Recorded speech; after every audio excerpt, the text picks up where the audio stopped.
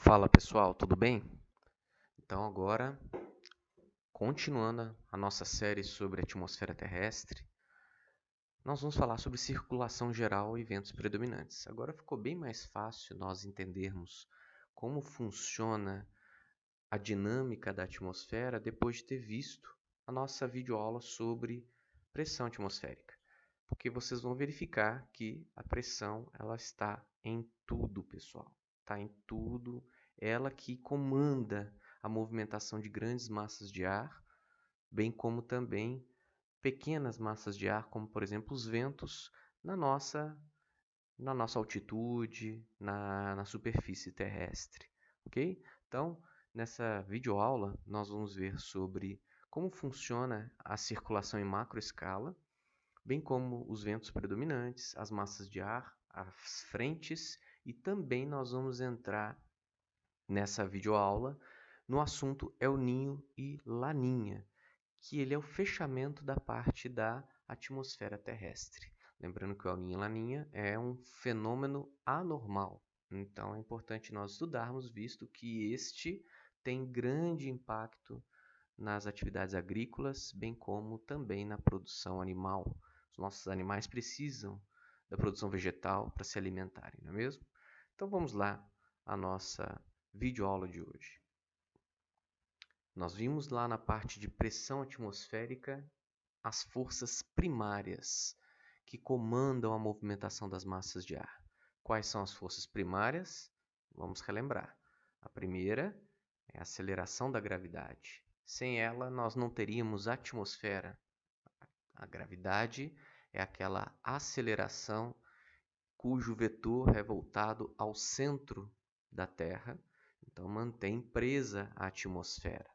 Nós temos também a flutuação térmica, lembrando da relação inversamente proporcional da temperatura com a pressão. Então, quanto maior a temperatura, menor a pressão atmosférica. E também nós temos o gradiente horizontal de pressão. Lembrando que a pressão, as massas de ar sempre se deslocam de uma região de alta pressão para uma região de baixa pressão. Eu espero que vocês tenham entendido essa parte lá na nossa videoaula de pressão atmosférica. Agora nós vamos entrar nas forças secundárias. São aquelas que não são predominantes, elas não determinam a movimentação das massas de ar, mas elas influenciam o quão veloz, o quão rápido e qual a direção que essas massas de ar vão tomar. Então vamos lá. A primeira é a força atrito. Lembrando lá da nossa saudosa física, né? Da parte de mecânica, da parte vetorial da física. O atrito é aquele que promove a desaceleração do movimento, né? Cujo vetor é contrário à força atuante, né? Então, no caso da atmosfera, das massas de ar, isso se torna possível graças à rugosidade da superfície. Então, quanto mais rugosa for a superfície, maior a força de atrito. Mas como assim rugosidade? Então imagine, vamos pensar uma superfície lisa, sob o ponto de vista das massas de ar, do deslocamento, dos ventos. Por exemplo, oceano é uma superfície lisa, areia, neve, são superfícies que oferecem pouca resistência do ar. Então, os ventos costumam, né, vão ter maior velocidade nessas superfícies. Agora, vegetação oferece já resistência, já é uma superfície rugosa. Relevo, cidades, tudo isso oferece resistência para a velocidade do vento. Então, ela não é uma força determinante, mas ela influencia o quão veloz é o vento, quão rápido essas massas de ar vão se locomover. E o que é essa força de Coriolis? Ela vai ficar melhor explicada no próximo slide. Ela é uma mudança na direção do movimento devido à rotação da Terra. Então, olha só esse próximo slide. Vejamos. Em linha reta e teórica, então, lembrando que aqui nós temos uma região de alta pressão, caracterizada por, né, ser fria e seca, e nós temos aqui uma região de baixa pressão, quente e úmida. Nós vimos isso lá na aula de pressão atmosférica. Então, teoricamente, o ar se desloca de uma região de alta pressão para uma baixa pressão, e aqui, se não houvesse nenhuma força determinante, uma força secundária, nós teríamos uma linha reta aqui, vinda dos polos para o Equador. Mas, na prática, não acontece isso, pessoal. O que acontece? Há um desvio dessa rota, no caso do hemisfério sul, de leste para oeste. Então, isso também é considerado na aeronáutica, né? Se um avião fosse em linha reta, ele tem que levar em consideração essa força de Coriolis. Por que se dá isso? Por causa do movimento de rotação da Terra, o que provoca esse deslocamento.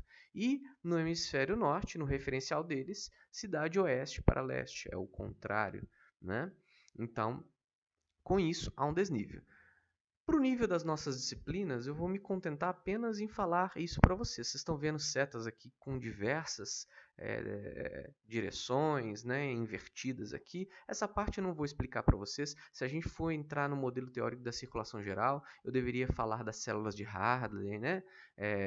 Teria que falar também dessas células verticais de circulação da atmosfera, mas eu acho que não é importante para nós agora, visto que as nossas disciplinas aqui, isso daqui apenas oferece uma base teórica, né, pessoal? Então, é apenas para vocês entenderem situações mais lá para frente. Como, por exemplo, eu quero que vocês gravem muito bem isso daqui, ó. Os ventos alísios são esses ventos que se dá das altas subtropicais para a região equatorial, né? E nós temos esse ITCZ, que é o ZCTI, que a gente chama, né, no português, que é Zona de Convergência Intertropical, né? Então, nós temos a Zona de Convergência Intertropical e a Zona de Convergência Extratropical, ok? Mas na região aqui equatorial, esses ventos que convergem para a linha do Equador, nós chamamos de zona de convergência intertropical, essa região, e os ventos se chamam ventos alísios. Por que eu falei para vocês que é importante? Porque vocês vão ver esta parte lá no El Niño e Laninha. Nós vamos falar o tempo todo dos ventos alísios. Então, isso que para mim é o mais importante que vocês possam gravar. Então, com isso, com base no modelo teórico da atmosfera, nós temos aqui as zonas de convergência. Então, nós temos a zona de convergência intertropical, né? Veja bem, então, lembrando, vamos voltar ao slide aqui, é essa região aqui, tá, pessoal? Olha o nome, zona de convergência. Convergência, então, é para algo que recebe essas massas de ar, né? Recebe aqui, vinda dos polos. Zona de convergência intertropical, é entre os trópicos aqui, trópico de Câncer e trópico de Capricórnio, né? 23,45 graus norte e sul, que corresponde respectivamente aos trópicos de Câncer e Capricórnio. Então, zona de convergência intertropical aqui é na linha equatorial, não exatamente na linha do Equador, mas ela tem uma variação aí que pega principalmente a região norte e nordeste do nosso país. E com isso, especialmente a região norte, o que acontece aqui? Ó? Corresponde à região chuvosa equatorial e nela ocorre rica e variada biodiversidade, principalmente vegetal. Então, a pergunta básica é: o que faz uma região ser rica e variada biodiversidade? Uma das situações é a zona de convergência intertropical, porque ela é como se fosse, ela é um imã para a chuva, né? Para massas de ar que vêm para a região equatorial. Então ela traz massas de ar quentes e úmidas, concentra maior umidade, tem maior chuva. É uma das explicações, né? Então a floresta amazônica, ela deve muito o fato de ser uma floresta localizada próximo, sobre regência, vamos dizer assim, da zona de convergência intertropical. Tá certo, pessoal? Então, essa é uma... Mas ela oscila, ela tem uma pequena oscilação. Tanto que quando ela oscila direcionada para a região nordeste, lá ocorre chuvas, né? Mas nem sempre ela pega a maior parte da região norte. Então, vamos pensar que essa zona de convergência, ela corta ali do Pará em direção ali Roraima, né? Região amazônica, enfim. E nós temos a zona de convergência extratropical. De novo, vamos voltar aqui o slide. Olha só, essa daqui, ó, latitude em torno de 60 graus é a zona de convergência extratropical. Olha lá, ela converge, ó.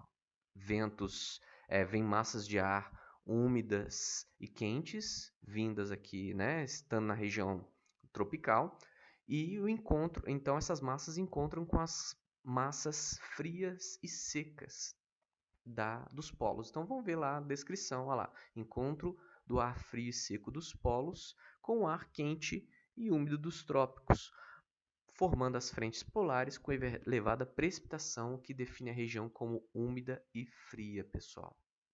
Então, com isso, interessante a gente observar isso, porque nós sofremos muita influência da zona de convergência extratropical, né?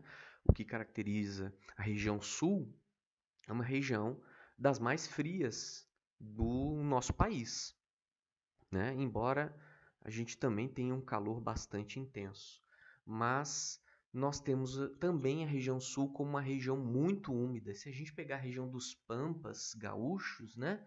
A região ali sul do Rio Grande do Sul, nós vamos verificar uma alta umidade. Lá tem muita chuva. Só perde para a região amazônica, que é a região mais chuvosa do Brasil, ok?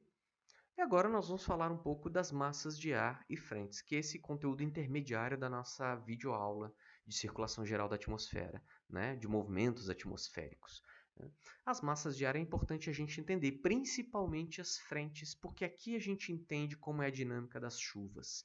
Então vamos falar um pouco dessas massas de ar. Essa parte é bem tranquila, é bem rápida. Então são grandes volumes de ar, não estamos falando de nuvens, tá, pessoal? Nuvens são pequenas porções de vapor d'água. Vapor d'água, ok? As massas de ar são grandes volumes de ar seco, né, misturado com ar úmido, que se deslocam lentamente ou estacionam numa região. Então são grandes volumes, são volumes de massas de proporções geográficas extensas, quilométricas, ok? E os efeitos, quais são os efeitos? Então, à medida da predominância dessas massas de ar nessas regiões, elas vão adquirindo as características térmicas e principalmente de umidade, o que afeta o tempo. O tempo no sentido meteorológico, né, pessoal? Então, olha só, nós temos aqui algumas massas de ar, também aqui é um esboço muito geral, tá, pessoal? Se nós formos entrar na meteorologia, se a gente olhar a climatologia da América do Sul, e aqui um convite, né? O professor Frederico também tem uma disciplina optativa chamada Climatologia Ambiental.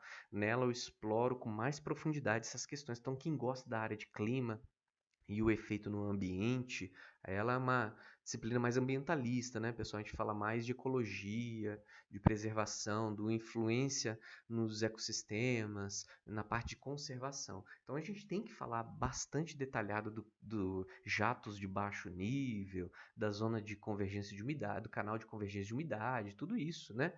Então, mas não é o objetivo das disciplinas de climatologia e agrometeorologia, agroclimatologia. A nossa ideia é apenas dar um esboço geral para os alunos. Então, olha só, nós temos aqui na região norte, né, e nordeste, nós temos aqui a influência das massas continentais equatorial continental, então o maiúsculo é equatorial, o T tropical, polar, né? E o C se refere se é no continente ou no mar, né? Então aqui é equatorial continental, aqui é equatorial marítima, tropical continental, tropical marítima e polar marítima, né? Então aqui a região norte ela é influenciada por duas grandes massas de ar, né? Tanto a equatorial marítima quanto a continental. Ambas são quentes e úmidas, né? Aqui na região sudeste, um pouco na região sul também, nós temos aí as tropicais marítimas e tropical continental. Olha que interessante, pessoal, essa descrição, né? Aqui fala tropical marítima, amena e condicionadora de estabilidade e pouca precipitação, né? Então vejamos que nós temos aqui essas regiões litorâneas, a gente pode perceber que elas são normalmente ou muito quentes ou muito frias, mas são climas amenos. né? Nada exagerado. Quando a gente vai para a região continental, aí muda de figura. Aqui nós já vamos ver os extremos, né? Igual aqui a tropical continental, quente e seca. Então, são, são regiões já mais secas e tal. Então, nós temos aqui influência na região do Paraná de 3 massas de ar, mas essa daqui, gravem bem, essa daqui é a responsável pelas nossas chuvas mais fortes, né? Então, nós temos aqui as massas tropicais, quando elas encontram com esse daqui, não presta, pessoal.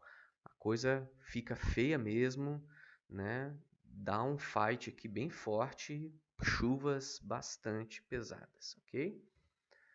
E aqui, só para mostrar as distribuições ao longo do ano das massas de ar. Vocês também têm acesso aos slides lá no site Clima UTFPR.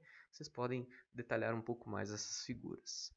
Mas vamos em frente. Agora nós vamos falar na parte que eu julgo também bastante importante, que são as frentes de ar. Então, nós temos aí o conceito das frentes, que são zonas de transição devido à transposição da massa mais fria pela massa mais quente. Então, eu gosto muito de lembrar aos alunos o que é um fronte de guerra, por exemplo, quando a gente vê lá os filmes de guerra, né?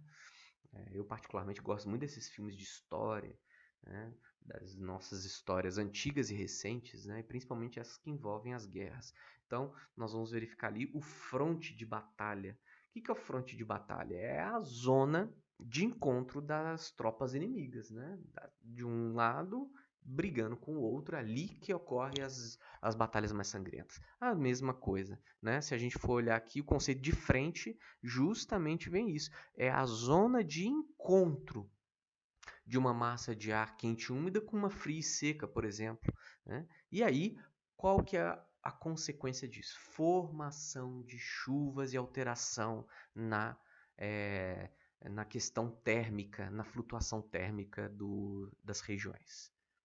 Então, a frente fria, o próprio nome diz, quando massa de ar frio, então imagina a massa de ar polar chegando, né?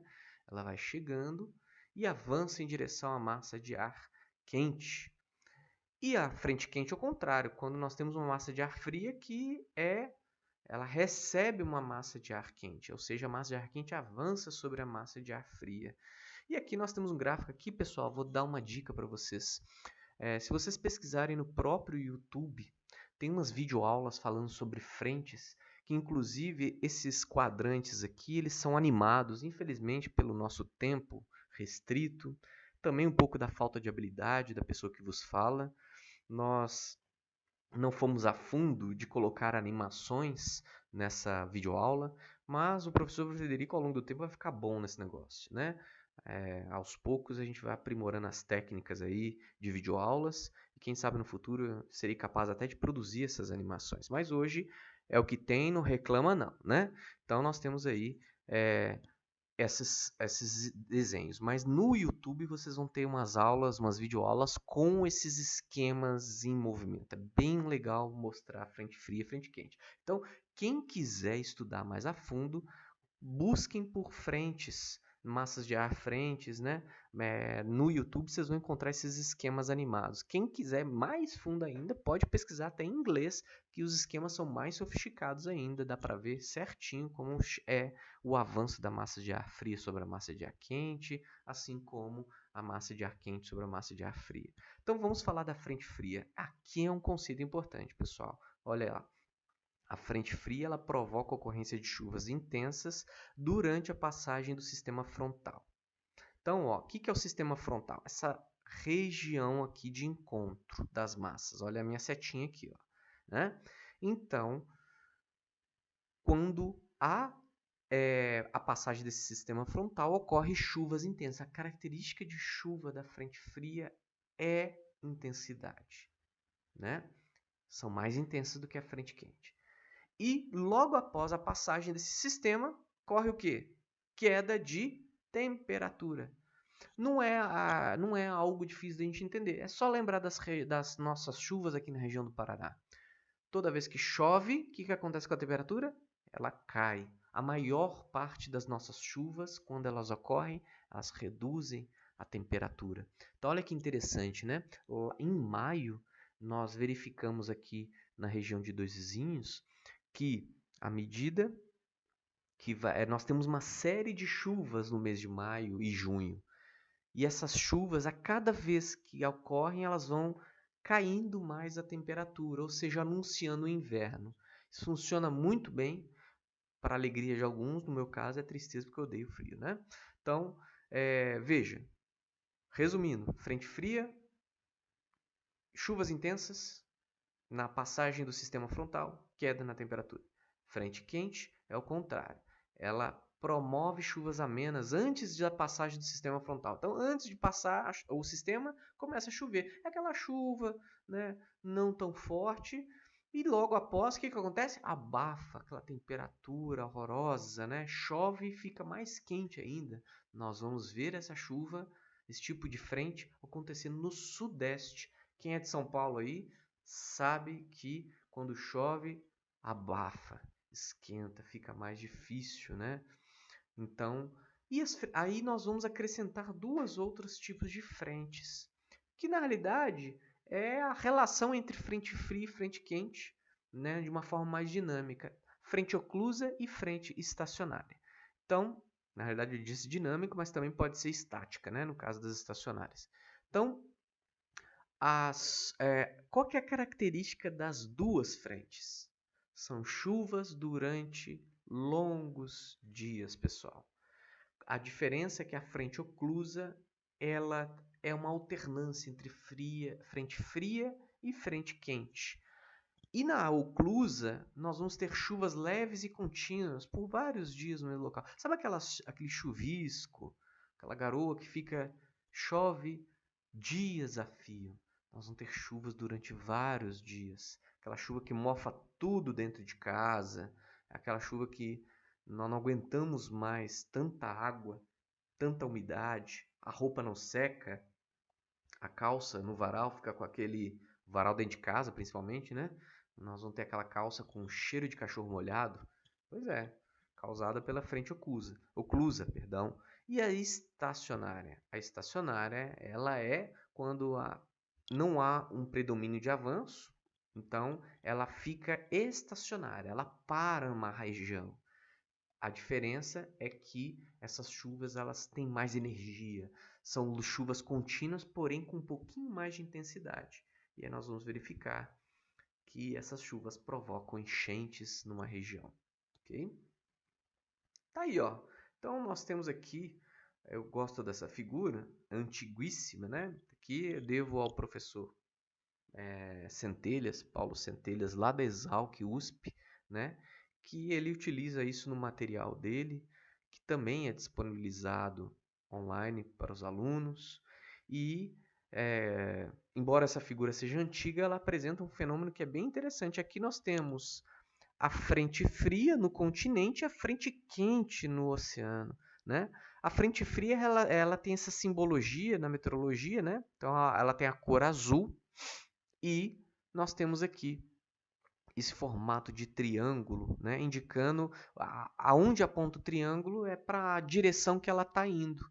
E a frente quente, ela é uma lombada, parecendo um quebra-mola aqui, né? Só que azul, perfeito, vermelho, perdão, né? Então, com isso, a direção das lombadas, para onde ela se aponta, é a direção que ela está indo. Então, nós temos aqui nesse fenômeno, no dia 14/13 de 2005, se vocês se lembram, né? Vocês sabem muito bem que nesse dia aconteceu lá uma frente fria no continente e uma frente quente no oceano. E aí, pessoal, nós vamos falar de El Niño e Laninha, né? Então, é esse fenômeno que acontece. Aqui, pessoal, é o cenário de ocorrência do El Niño e Laninha. Embora ele tenha uma localização geográfica específica, então se dá aqui na costa da América do Sul, na região do Chile aqui, né? Porém, né, entre o Chile e a Austrália. Porém, os efeitos são globais, porque o El Niño e Laninha, embora seja um evento de localização geográfica restrita, ele proporciona uma mudança na circulação geral da atmosfera. Por isso que nós falamos do El Niño e Laninha dentro da aula de atmosfera terrestre, pessoal. Né? E como é que começou isso? Vou contar um pouco de história, eu prometo que não vai ser uma história longa, né? Não durmam, por favor, né? Vamos lá, ficar junto até o final. Então, o El Niño e Laninha começou da seguinte maneira. Qual que é a característica dessa região? Né? Águas frias. Veja que é próxima aqui, né? É uma região que recebe muita influência dos polos, né? Das massas polares marítimas, e normalmente as águas são muito frias.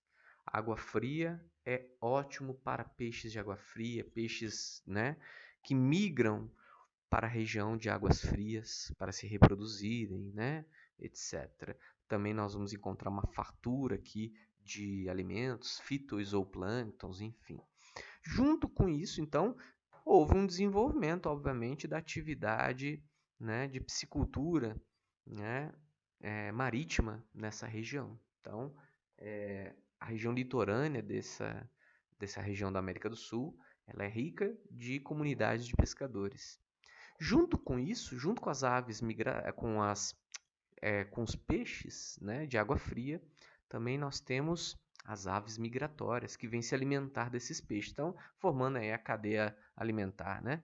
E elas se depositam, elas permanecem, fazem ninho nas regiões rochosas dos litorais, né? Nós já vimos, né? Tentem mentalizar aqueles eventos na National Geographic, né? Canal Animal Planet, enfim.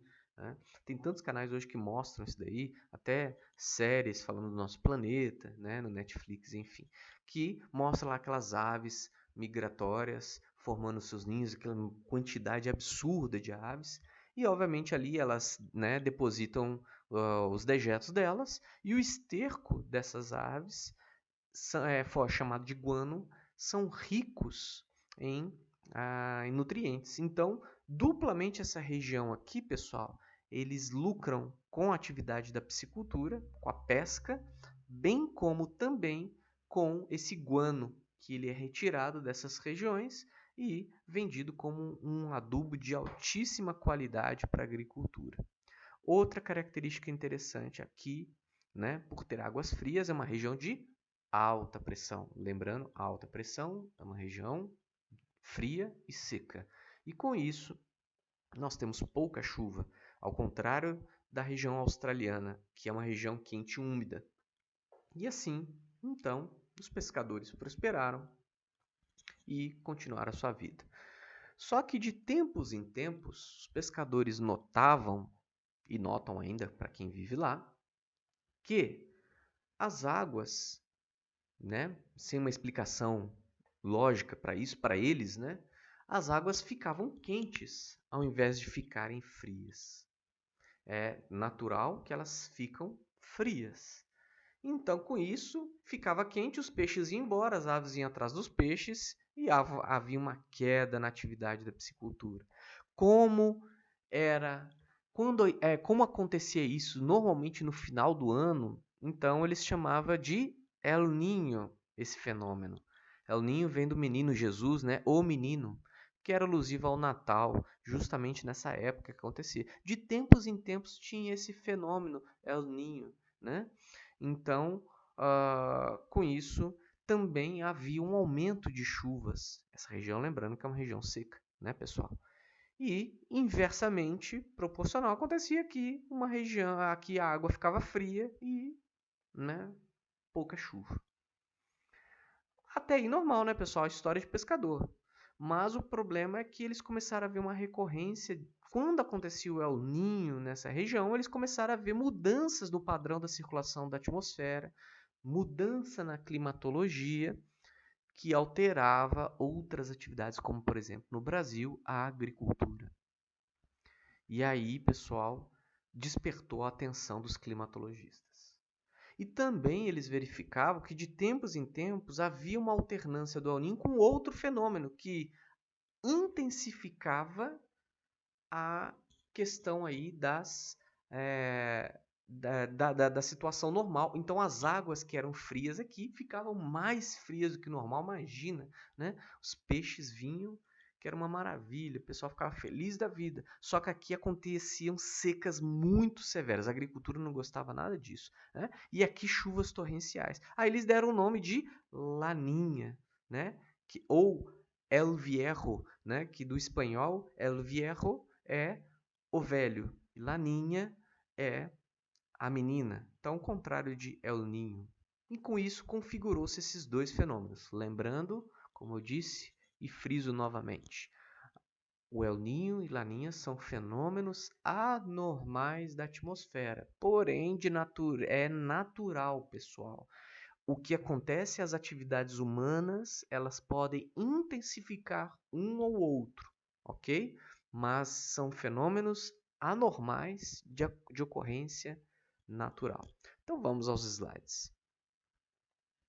O El Niño, então, né, também na nomenclatura científica nós chamamos de ENOS, tá?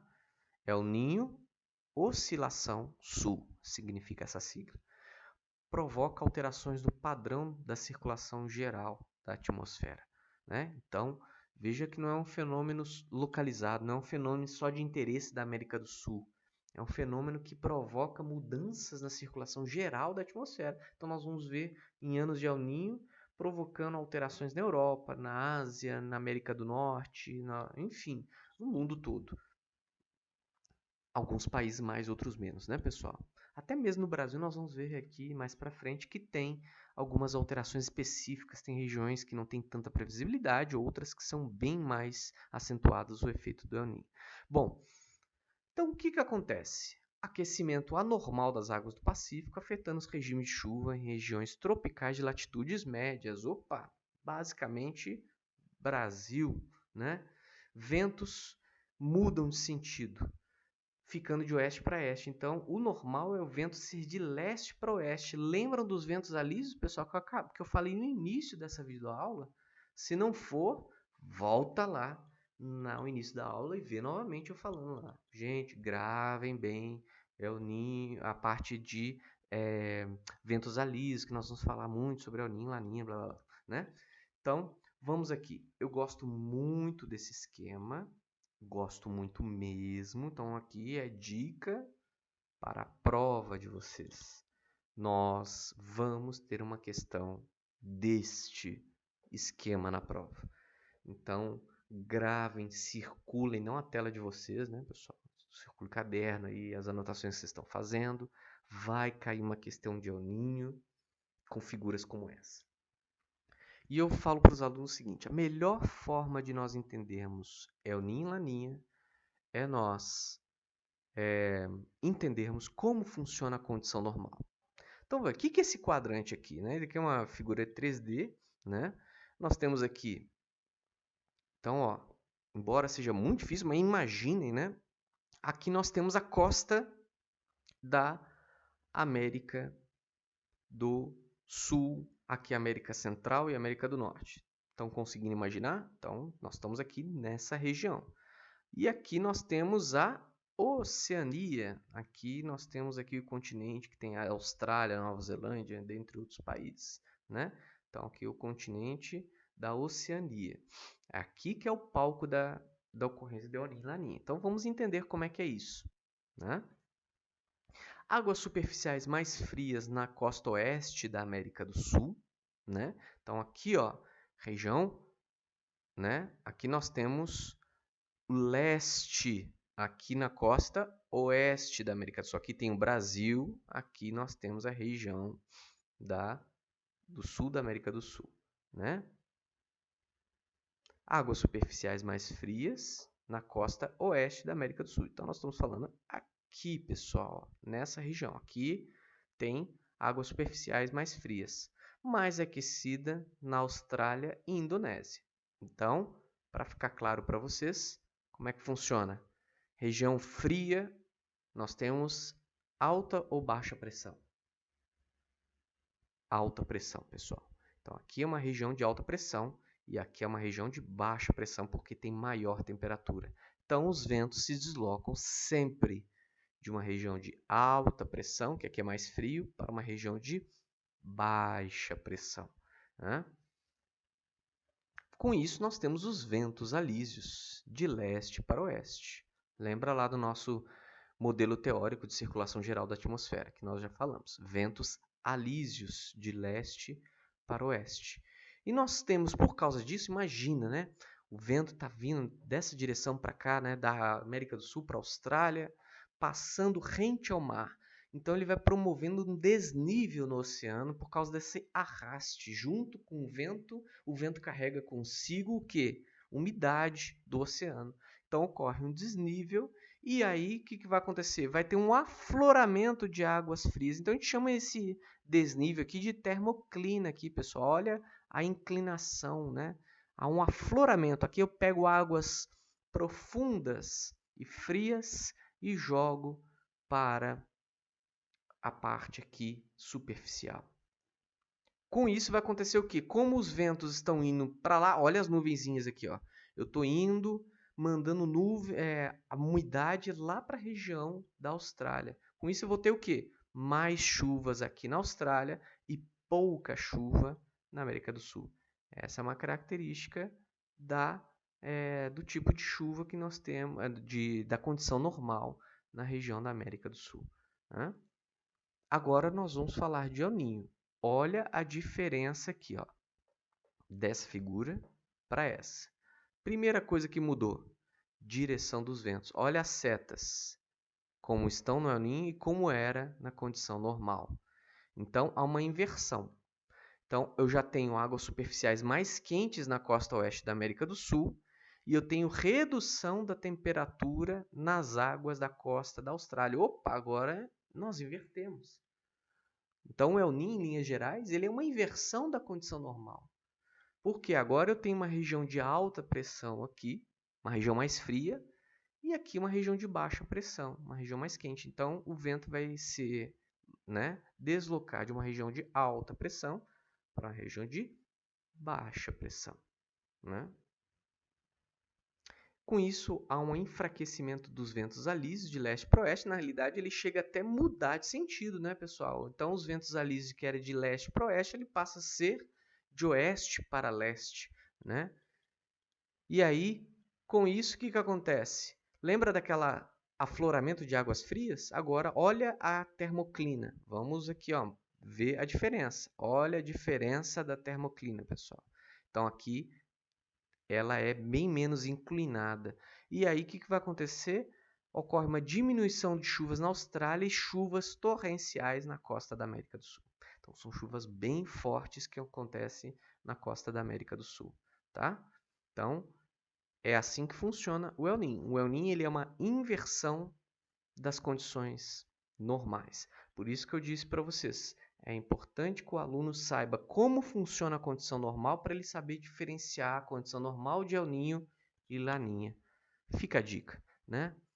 E Laninha, olha só, ela é muito parecida com a condição normal, mas olha a termoclina, né? Então nós temos aqui uma inclinação muito maior. Então é uma condição normal muito mais acentuada.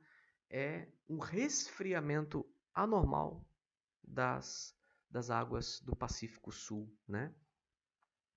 Então, águas superficiais mais frias do que o normal. Então, se eu tinha uma região de alta pressão aqui na condição normal, aqui fica uma condição de alta pressão muito mais poderosa. Então, os ventos alísios eles são muito mais fortes, né? Aumento da temperatura nas águas da costa da Austrália, que fica também bem maiores as temperaturas. Fortalecimento dos ventos alísios de leste para oeste, né? Então, há uma baixa pressão aqui na região da Austrália, uma região de alta pressão na região aqui da América do Sul. Gente, é muito importante vocês saberem diferenciar isso daí, tá? Porque realmente, se vocês não souberem diferenciar isso, nós vamos ter aqui dificuldade. Por exemplo, a gente vai ver essas duas figuras, laninha e condição normal, e nós vamos achar que é normal, que as duas são iguais, e não são, tá? Elas são bem diferentes. e aumento anormal do afloramento das águas frias próximo à América do Sul, aumento das chuvas na Austrália e seca. Então, olha só, antes lembra que eu falava que era pouca chuva na América do Sul e chuvas mais fortes na Austrália, correto? Então, eu tenho chuvas torrenciais na Austrália com laninha e seca na América do Sul. Gravem bem isso, seca, né? E é normal que a laninha ela traga mais frio. Então, nós vamos verificar em anos de laninha, nós temos verões bem mais amenos. Porém, aquele inverno de matar, pessoal. É muito frio nas épocas de laninha, né? E eu não falei, mas no El Niño, o El Niño tem um aumento de temperatura. É aquele verão terrível, dengue atacando, né? Chikungunya, zika vírus, enfim, por causa do excesso de temperatura. Condições maravilhosas para o desenvolvimento aí do Aedes aegypti, né? Dando um exemplo aí da medicina tropical, né? Das doenças ligadas a clima. Então, vamos falar dos efeitos do Brasil. O El Niño, nós vamos verificar o efeito em duas regiões. Tanto o El Niño quanto a Laninha afeta muito a região norte e nordeste, assim como a região sul. Eu falei duas, né, pessoal? É três, na realidade. Né? Nós não vamos enxergar bem, não vai ter uma previsibilidade boa na região sudeste e centro-oeste. Tá? Então, nós vamos falar muito do norte e nordeste, assim como também da região sul. Região norte e nordeste. O El Niño ele traz diminuição da precipitação e aumento das secas. Tá, pessoal? Gravem bem isso daqui, ó. Diminui chuva e aumenta a seca. Região nordeste, região muito castigada normalmente pela seca, com El Niño é pior ainda, né? Região centro-oeste, sem evidências de efeitos nas chuvas, né? Como eu falei para vocês, tanto a região centro-oeste e sudeste, né? Só dá um aumento da temperatura, que isso é normal para o país todo. E a região sul? Nós vamos ter, então, o contrário. Olha só, aqui na região nordeste nós temos seca. E na região sul nós temos chuva, principalmente na primavera e no final do inverno ali, pessoal. Pessoal que planta aí, né, da agricultura, pessoal da agronomia, sabe muito bem que em anos de El Niño chove muito em julho. Julho ali é chuva em cima do trigo. E aí, o que isso atrapalha? Colheita, né? Maquinário demora para entrar. O trigo se passa. Nós temos muito problema com fungo, com doença, né? Em trigo, ocorrendo aí perda não de produtividade, né? O El Niño não atrapalha a produtividade do trigo, ele diminui a qualidade do trigo e há uma perda potencial no mercado, né? Na hora de vender. Ok, pessoal? Resumindo, El Niño e Laninha, nós vamos ter norte e nordeste, diminuição das precipitações e seca, né?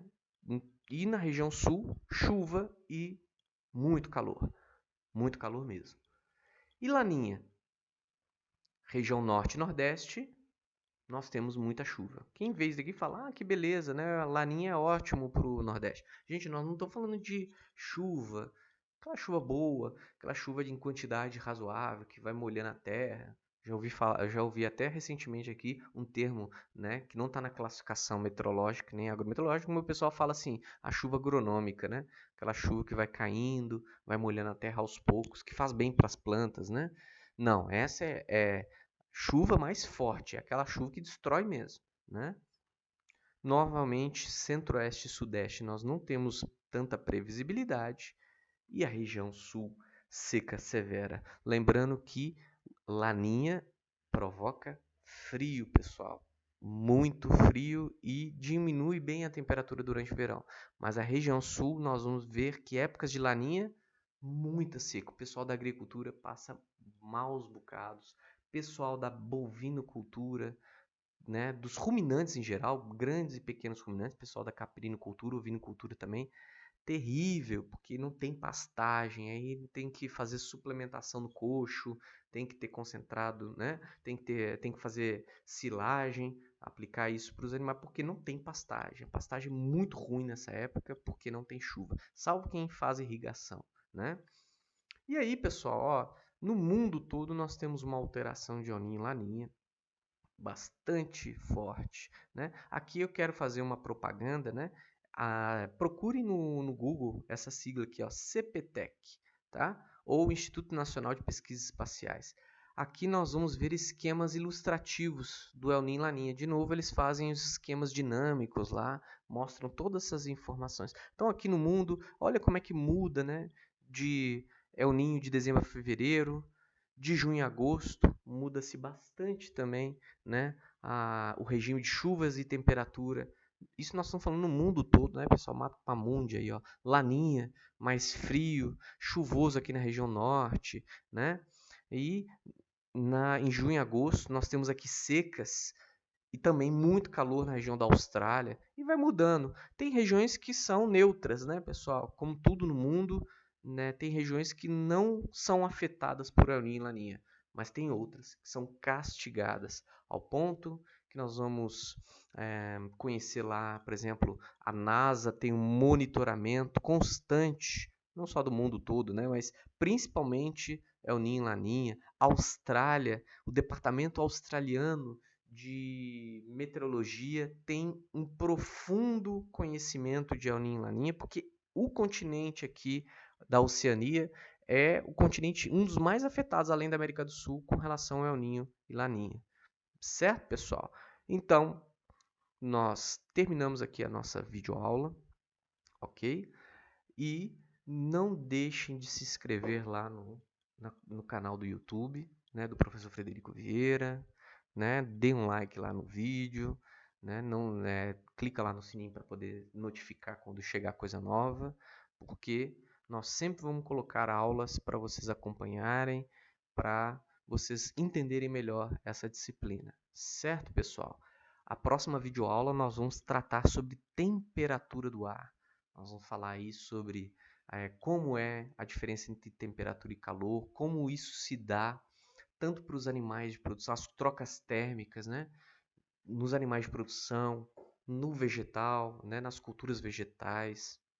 Vamos falar disso na escala climática, agrometeorológica, né? Voltado para a área de ambiência e também falar do solo, que é muito importante a temperatura para o solo. Um abraço para todos, bons estudos para vocês e até a nossa próxima videoaula.